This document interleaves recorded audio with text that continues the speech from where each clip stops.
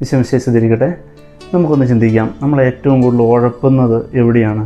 നമ്മൾ ഏറ്റവും കൂടുതൽ വില കൊടുക്കാതിരിക്കുന്ന ഒരു മേഖല അതേതാണ് നമ്മുടെ ജീവിതത്തിൽ? പ്രാർത്ഥനാ ജീവിതമാണോ? നമുക്കൊന്ന് ചിന്തിച്ച് നോക്കാം. റോമാക്കാർക്ക് എഴുതിയ ലേഖനം 9-ാം അധ്യായം 28-ാം തിരുവചനത്തിൽ ഇപ്രകാരം പറയുന്നു: കർത്താവ് ഭൂമിയുടെ മേലുള്ള വിധി ഉടൻ തന്നെ നിർവഹിക്കും. ഇത് കേൾക്കുമ്പോൾ നമുക്ക് ടെൻഷൻ ആവുന്നുണ്ടോ? ഈ വചനം കേൾക്കുമ്പോൾ നമുക്ക് ദുഃഖം, നമുക്ക് വിഷമം തോന്നുന്നുണ്ടോ?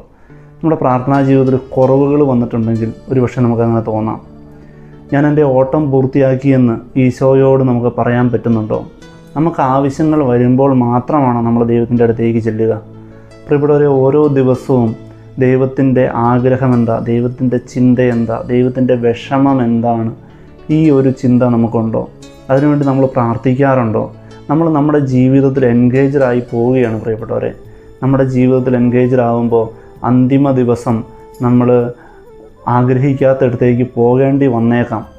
നമുക്കിപ്പോൾ കുറേ സമയം നമ്മുടെ ദൈവത്തിന് വേണ്ടി നമുക്ക് മാറ്റിവെക്കാൻ പറ്റണം.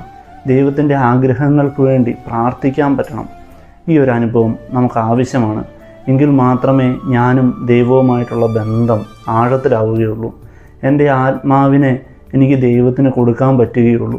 പ്രിയപ്പെട്ടവരെ, നമുക്ക് ശക്തമായിട്ട് പ്രാർത്ഥനാ ജീവിതം മുറുകെ പിടിക്കാം. ദിവ്യബലിയോട് ചേർന്നിരിക്കാം. വിശുദ്ധ ബലിയിൽ നിന്ന് ഈശോയെ സ്വീകരിച്ച് ദിവസം ആരംഭിക്കാം. Praise the Lord. ഹല്ലേലൂയ.